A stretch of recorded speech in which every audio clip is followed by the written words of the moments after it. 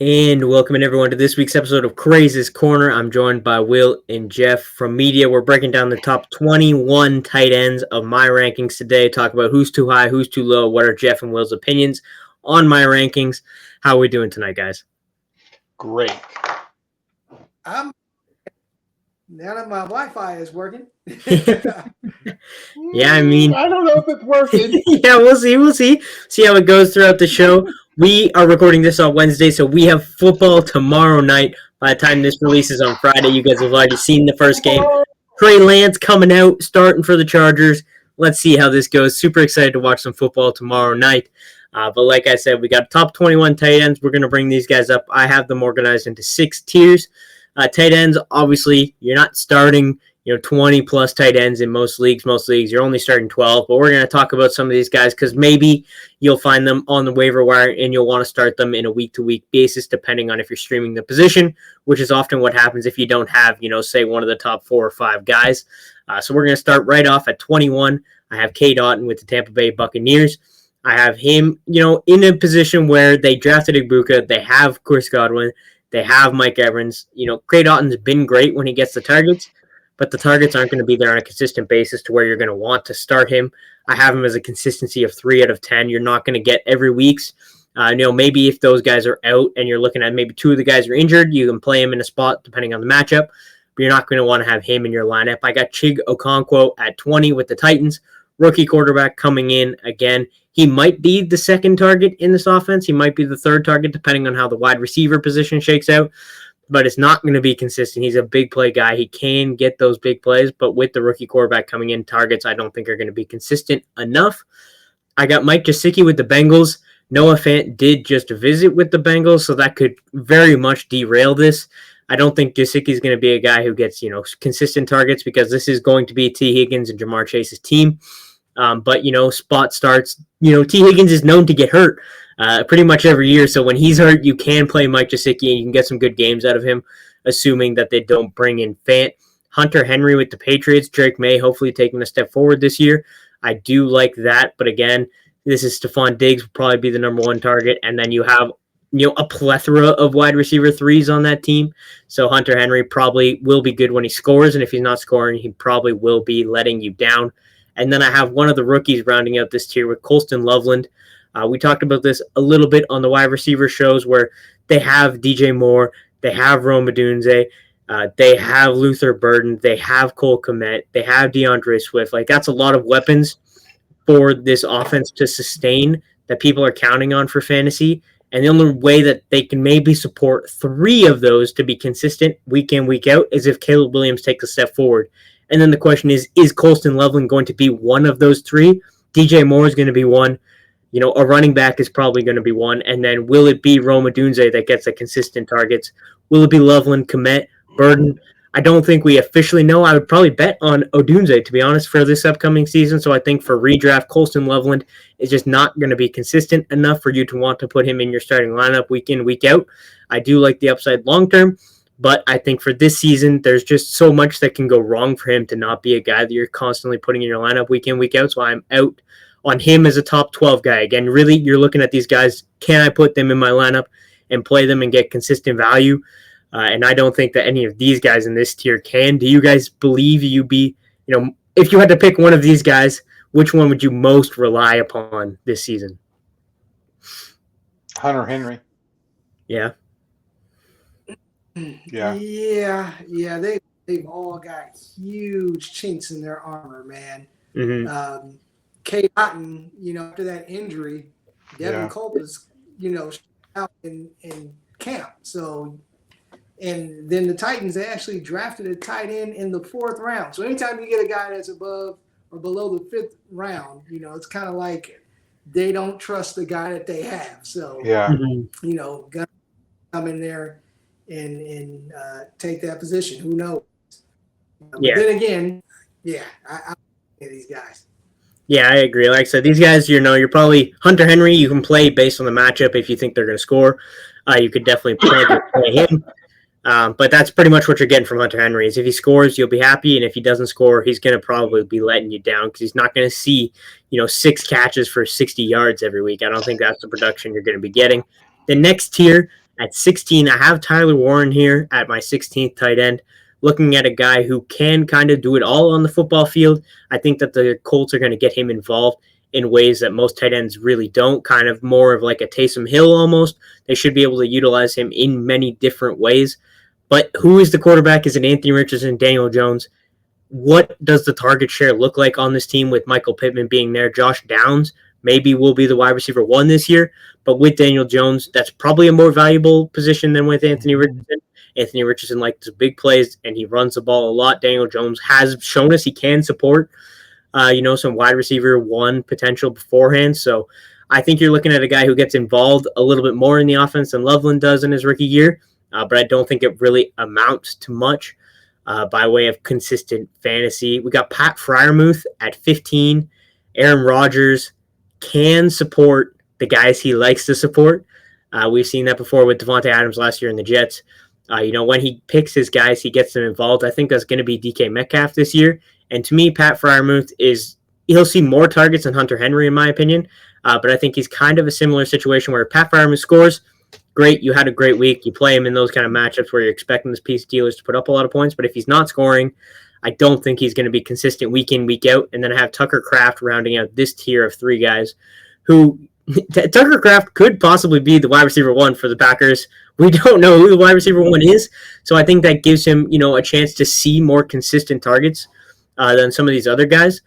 But again, we don't know who the wide receiver 1 is for the Packers because they have so many good wide receivers, just no one that's really great and stands out at this point. So that the Packers are the only team that didn't have a single player over a 20% target share last season. Mm-hmm. And that's not really what you're looking for consistent value. You got to have, a high target share, or you got to be scoring every single week like we've seen guys like Mark Andrews do in the past. And that's not something I see. So these guys all fall outside of my top 12, meaning they should probably be on your waivers, and you can pick them up and stream start depending on injuries if guys ahead of them get injured, or if you think it's a really juicy matchup and these guys are going to score. Anyone you guys disagree with here, you guys would maybe feel a little bit more comfortable, or are you guys also kind of in the same page with these 3 guys? Freiermuth, interest. Freiermuth might have some value, right? I mean, like Pittsburgh got to throw the ball. I know Metcalf's there, but okay. I'm trying, Jeff. I'm trying to find. I like Warren because he's a rookie, but rookie tight ends have had a little bit of a transition to the NFL. So, and the quarterback is interesting. So we'll see. One way to put it. Jeff, anything you want to say about these 3? I mean, as soon as the Steelers, even though they might use him almost like a de facto wide receiver, but as soon as they got the other tight end from Miami, man, I was like, it's a done deal. Rodgers already throwing to him. I think he scored a touchdown today in camp, man. So I was like, maybe they're going to do a lot of 2 tight end sets. Who knows? But I just think, Freiermuth, he used to at least be that guy to get those, do the under routes and get targets here and there. But now I think it's just going to be reduced at least a little bit. Kraft, I kind of like, everybody thought Musgrave was going to be the guy at first. Turns out that it was Kraft. It seems like him and Love have a little bit of a chemistry there. But, yeah, there's just too many damn receivers and whoever, just too many offensive weapons on that darn team where he's just around. Yeah. Now we'll move into top 13. So these guys theoretically, someone's going to be starting them for the most part. Week in, week out, these guys are going to be in starting lineups. So these guys are a little bit more excited about. Start us off with a guy who was a disappointment last year, and that's Dalton Kincaid. He did deal with injuries. But when you look at this Bills roster, they really need someone to be that consistent guy. And, Kincaid, his rookie season, he was, a consistent target for Josh Allen. So hopefully he can come back into this. I have him as a higher upside player because if this does go well for Dalton Kincaid, he could be, the number 1 target in this offense is a possibility. And if you can be the number 1 target for Josh Allen, you have that ability to finish. He could be a top 5 tight end. But I do think that's definitely a risk because last year, again, he didn't look great. Is that the injury? Very possible it's the injury that was the reason why. But you have to look at, we another guy in this tier who I'm not going to talk about quite yet has been, a little bit disappointing since his rookie season. But maybe we're seeing that with Kincaid, or maybe he can bounce back this year. They have some guys that are going to get involved, so we'll see. I got Brenton Strange at 12.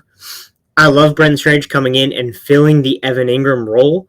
Hopefully he can break a few more tackles than Evan Engram did, and hopefully they'll get him the ball not on screens like they did with Evan Engram. Let's get them actually doing some tight end plays here. But I do think that Strange will be consistently involved in the offense week in, week out. We've seen that when Evan Engram goes down with injuries, Brenton Strange comes in. He looks great. He gets the targets. I expect Trevor Lawrence to look a little bit better in the Liam Cohen offense, and I think that they're going to try and target Brenton Strange. They let go of Evan Engram because they knew they had this guy who has been able to play extremely at a high level. So I like Strange. Travis Hunter makes me a little bit nervous if he really does come in and fills that, number 2 target consistently on this offense. Then Strange probably does fall around the tight end 12 range, which is where I currently have him projected. But if Hunter comes in, he's playing 60% of the offensive snaps. I think that leaves a lot of targets for Strange to possibly kind of find his way up this list. At 11, a guy that I just moved up today based on reports that have been over the past couple weeks that Isaiah Likely is going to be out at least until week 1, possibly into the season. So Mark Andrews comes in at 11. This is Zay Flowers' team, in my opinion. He's the number 1 target. It's been Mark Andrews for as long as we remember. But I do still think that Mark Andrews is going to get some red zone targets.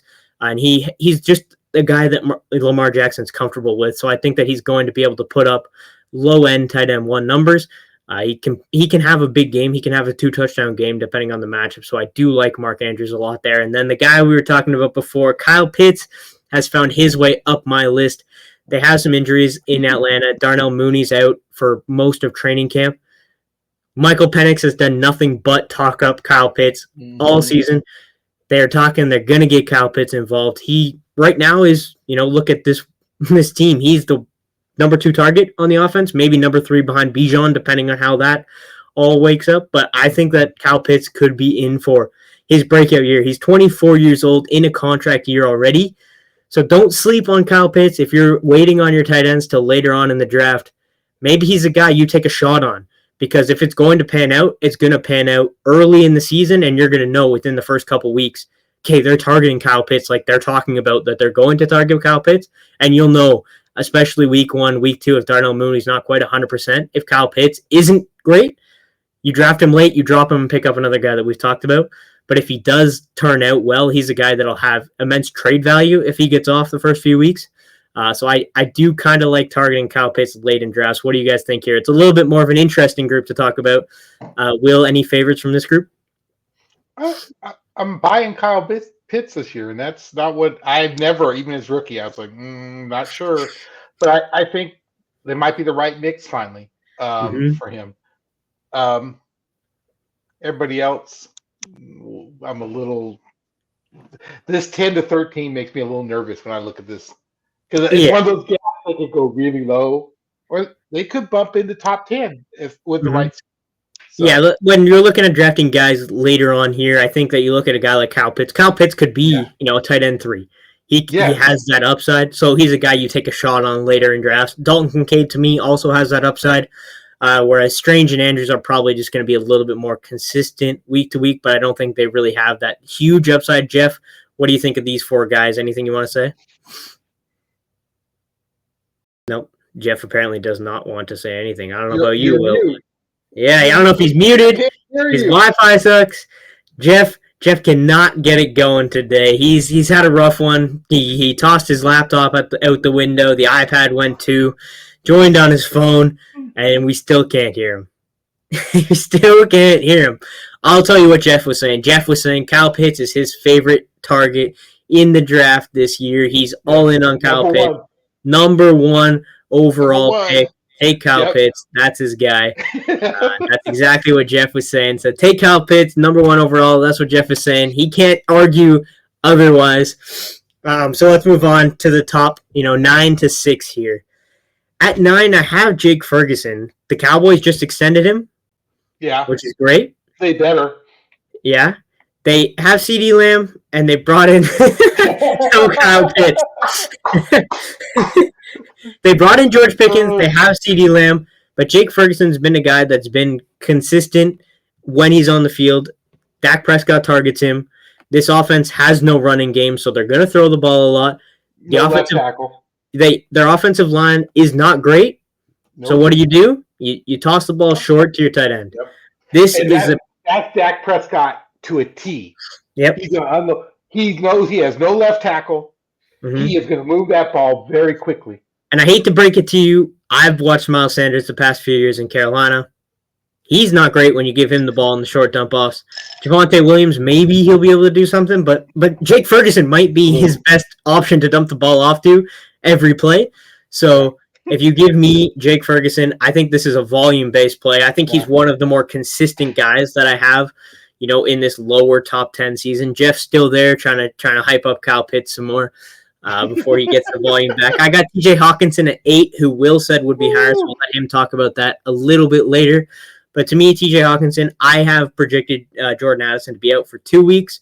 We'll see with the DUI what suspension is incoming, but I do like TJ Hockenson for those 2 weeks at least. I think that he's going to be a guy that's not quite as consistent on a week-to-week basis with essentially a rookie quarterback. Justin Jefferson is the number one target. Addison or Hockenson or Aaron Jones, those three will be competing for those targets. So I don't think it'll be quite as consistent, but he's a guy that'll have big boom weeks. And if Jordan Addison's out for the first 2 weeks, if TJ Hockenson comes out and balls out the first 2 weeks, then I think that's something that will definitely be there. David Njoku, I have at 7. I have Jeff grabbed his AirPods. Hopefully he'll be able to join us. I'm not 100% sure. No, we cannot hear you, Jeff. I got David Njoku at 7. This is predicated on the fact that I believe Joe Flacco starts the season. I think that's the way that this team is trending. And with Joe Flacco, David Njoku has been a fantastic fantasy football option. He is a higher risk guy, the highest of risk in my top 10, as well as the least consistent, because if he does, for whatever reason, Joe Flacco is not starting, Kenny Pickett, Dylan Gabriel, Shadur Sanders, I don't think it's going to be quite as well. But for the beginning of the season, at least, David Njoku might be the number one target on this offense. Could it be Jerry Jeudy? Sure. But David Njoku was a favorite target of Joe Flacco. And I have Evan Engram at 6. We talked about Brenton Strange filling his role in Jacksonville. Evan Engram is now the de facto number 2 target in this Broncos offense. Sean Payton always gets his guys involved. So I do like that they brought him in, paid him. He's going to be the second target behind Courtland Sutton.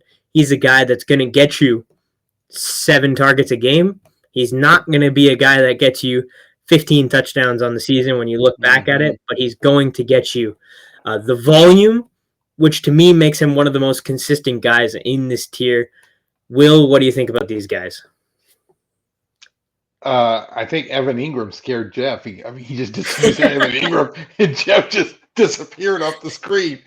I think Hockenson probably gets one more touchdown than you think. And so that would, this is a tight group in your points, right? One touchdown to sway. So how many touchdowns do you think TJ Hockenson has? And then I'll tell you how many I have him projected for. I gotta find it. I'm gonna say 8.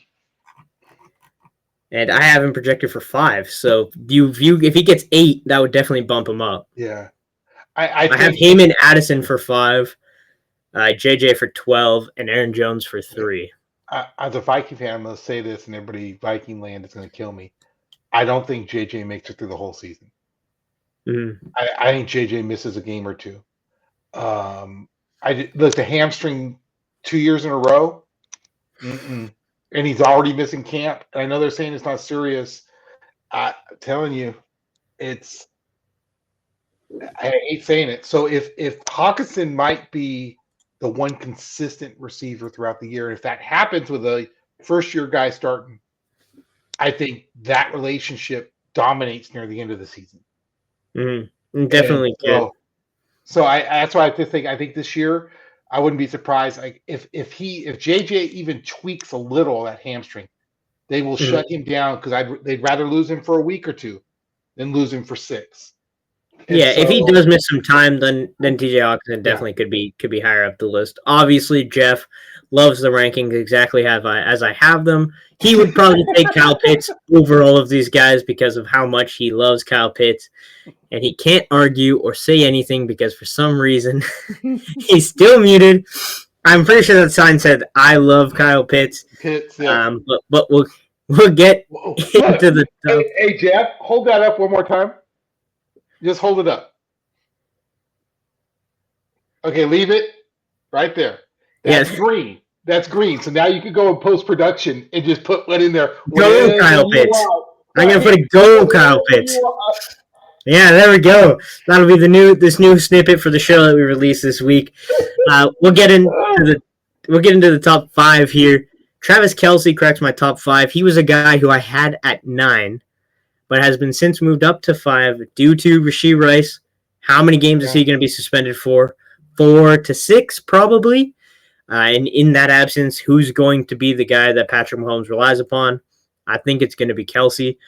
They have Hollywood Brown, Xavier Worthy. I think that this will be Rashee Rice's team when he plays. He'll be the number 1 target. I think that Travis Kelce will fill in while he's gone as the number 1 target on this team. I think that he'll be consistent enough throughout the season that you're gonna look back and be like, okay, Travis Kelce, he put up the numbers, he scored touchdowns, so he's okay. I don't necessarily think he's going to be as consistent as he's been in the past. Normally, Travis Kelce would be the tight end 1 on the season, but I do think that this is not going to be him anymore. He's going to have to, save himself more for the playoffs, but he's still a guy who can get open. He knows how to read the defense. Him and Patrick Mahomes are always on the same page, so I think that he'll still be here. I got Sam Laporta at 4.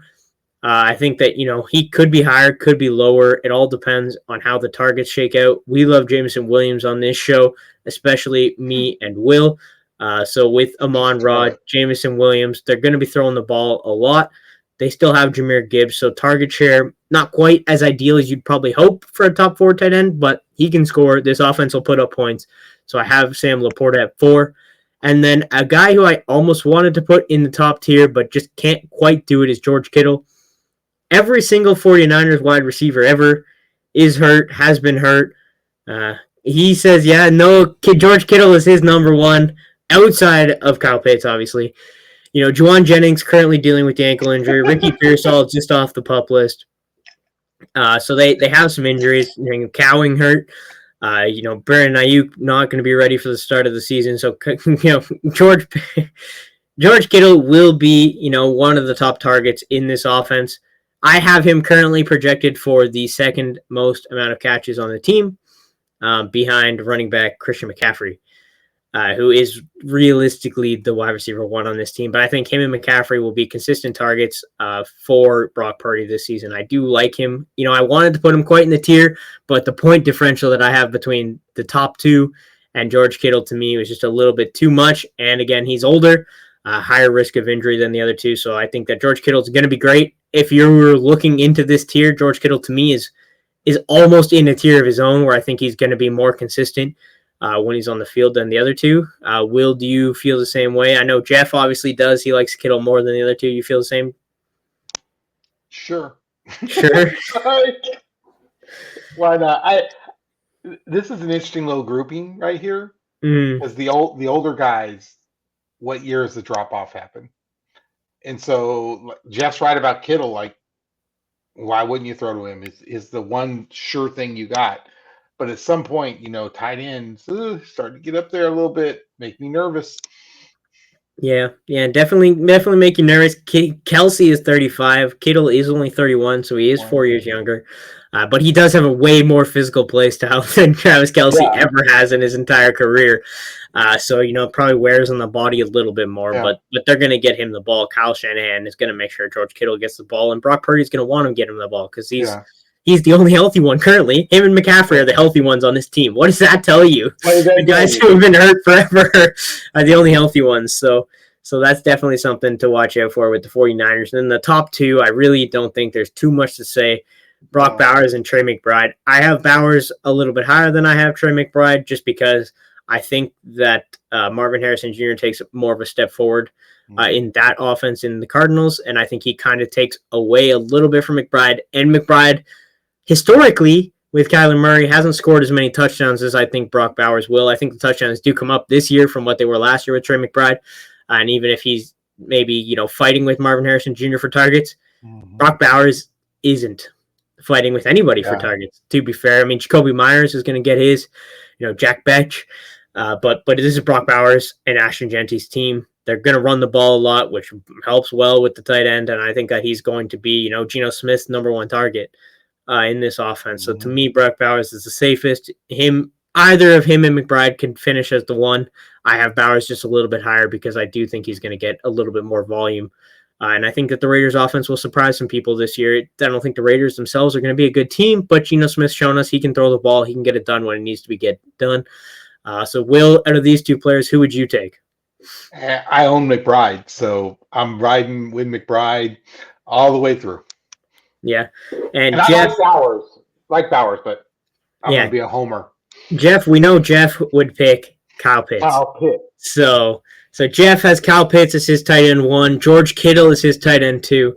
I have Brock Bowers as my 1 and McBride as my 2, and Will has McBride as his 1 and Bowers as his 2. So, Kyle Pitts for Jeff, he's really out here on a limb. He's like, I love Kyle Pitts.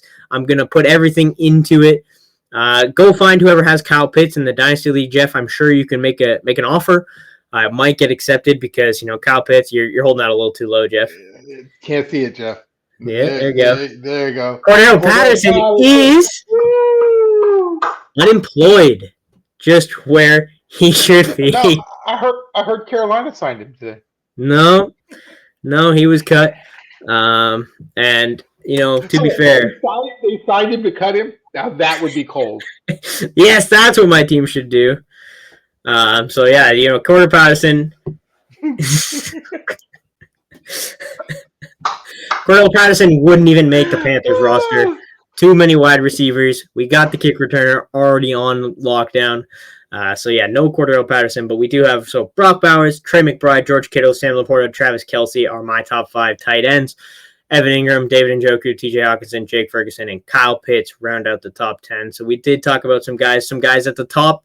You're drafting them high. You're plugging them in your lineup week in, week out.